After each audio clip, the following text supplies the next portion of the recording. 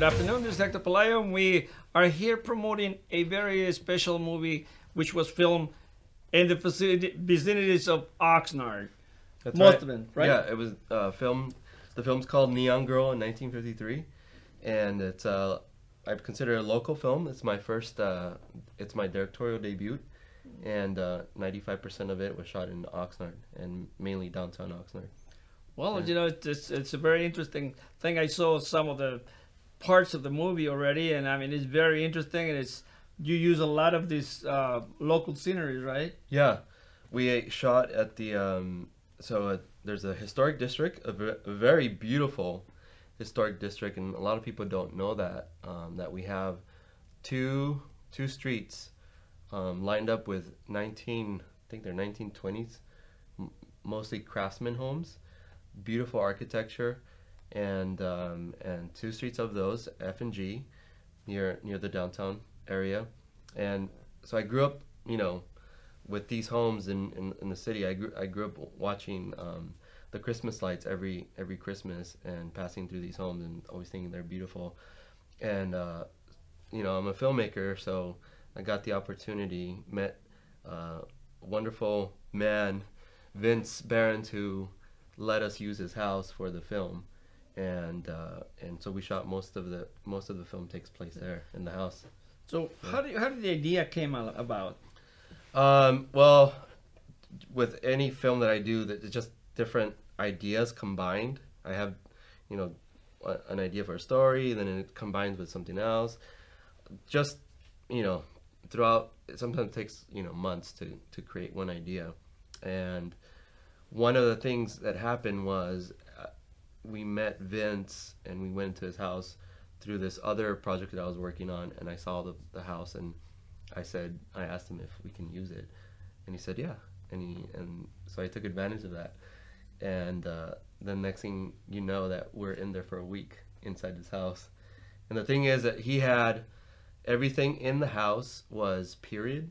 So his wife, Katie, she collects old things, and she puts like old frames, and her whole entire house is decorated. So it was ideal for the movie. It was ideal for the movie because it was 1950, so most of it's before 50s, but people back then had things from the 20s. So Do you have any hard time trying to put the crew together?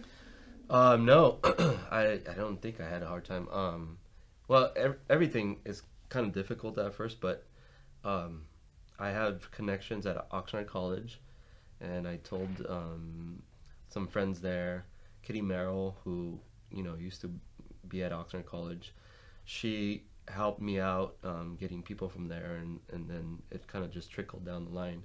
She got a couple people, and then those people got some other people, and it was some people from Oxnard College, friends of mine, some people from LA, and it just it all worked out. So you see this Oxnard as the next Hollywood? I do. Actually, I do. I do see it. And I'll tell you why. I think the weather's perfect here for shooting. The locations are perfect. The traffic is perfect. The resources are perfect. Everything that you need to do a film. I could not have done this in LA. I'll tell you that. I lived in LA for 8 years, and I went to school there, and it's very difficult to do anything there in terms of film. You have to be either way up there and have the budgets and have like the corporations and the money to do it, or else you're left out, and you could do films, but it's just going to be that much more difficult. So I've done films over there, and I just can compare the two, and it was just very, very easy to do. So what is our audience are expecting to come out from this movie? They should expect to come out seeing the film and getting transported into the 50s. They're going to go into the 50s, and they're going to see that whole historic district turned into a set. So that whole place was turned into a set, and they're going to get transported, and they're going to feel like they're in the 50s, or at least that was one of my goals, is to transport them back in time, and because that's the hardest part of doing a period film, is that you have to, if you decide to do a period film, you have to make it as real as you can. And of course, there's probably going to be a few things that you might notice that are not, you know, a period. Right. But a lot of my efforts were put into making it look like 50s. Like I wanted you to feel like you were in the 50s. And that also proves that Oxnard has a lot of historical places that has the 50s and older. Yeah, it has 50s and other. You know, you have the beach area, you have like the regular homes, you have the 20s homes, and you have the place I used was more 20s, but again, there's 20s in the 50s, and so you have that, and you have 50s homes too. And how did the authorities in Oxnard cooperate with you? the what? The authorities? The authorities, yes. Well, one of the times we were shooting, we weren't supposed to be like stepping out into the street. When you film, you tend to like want to get different shots, and so I stepped out into the street. I wasn't supposed to. You know, that the second day, a cop talked to us. They were very nice. They were very nice, and they were just, you know, making sure that we don't, you know, go into the street and be careful. And they didn't give us a problem at all. But I believe right after this movie, they're going to be more flexible because you are putting Oxnard in the map. Well, I hope. and also you are opening a new industry, local industry that never exists before. Yeah. Well, I hope I can do that, and I am setting up offices here in Oxnard, and there was a lot of talent, and I'll tell you this: there's some of my actors were going through some rough times in their personal lives, and and they're acting, and so I approached them, and it was something where like I feel like it transformed them, because when you search for talent here, you'll find it. If you don't search for it, if you have like it's all how you see the world, like what your perspective of Oxnard is. If you feel like there's nothing here, you won't find it. You start searching for it. Yeah. What makes me go to see this movie and come back and see it again? Mm-hmm. What's gonna make you come back? I think it's gonna surprise you. I think the story is gonna surprise you, and I'm gonna say much about it. Right. At the end of the story, there's a transition. It's 1950s, and it's a 50s story, but it's gonna surprise you, and there's also gonna be visuals, like visually stimulating. It's gonna do that, and I don't know. I hope it does that, but I think you will come back, or you will at least talk about it. I'm pretty sure it's going to happen. It's especially when you have 90% of the local talent practicing here. That is a great plus for the city and for the industry. There's a lot of young people out there that are going to be trying to come back and look for you in the future. You'll be the next giant of the movie industry, right? Sure. Why not? Sure, why not? Yeah. If you wanted to send a message to the public, what would you tell them?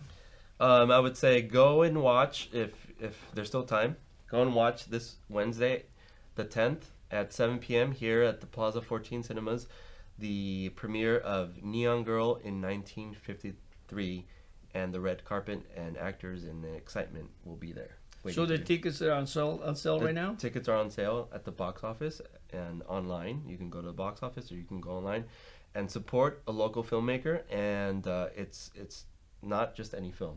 It's going to be the film, right? It's the film. The movie of the century. Why not? Yeah.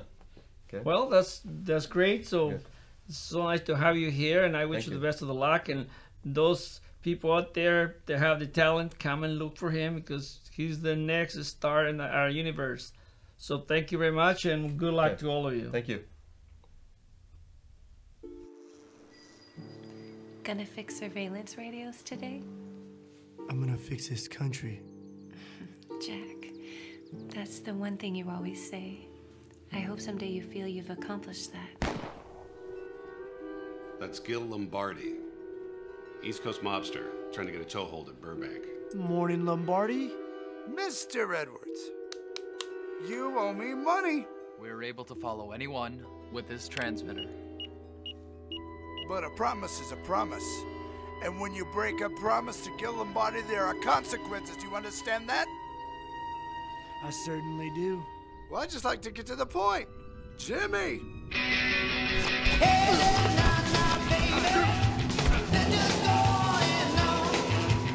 Have you been spying on me?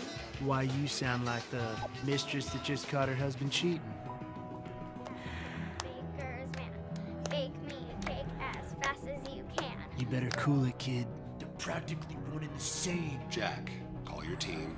Tell them to shut down the cleaners. Chief, Shut it down, Jack. Mrs. Edwards, at your husband's request, we came to fix your plumbing. Why are you doing this? Because your husband's an asshole and he deserves it. The jewels. Listen to me, Lombardi. There's no need to do this. I have the money. It's in the car. See, that's all you have to do, Mr. Edwards. All right, Jack. Time to die! Yeah! Daddy, what are you doing? Just hang on to it. Wait, Dad! Stop the car! Hi, girls. Nice to meet you. Your mom's brought you a long way. Hey, I got a present for you.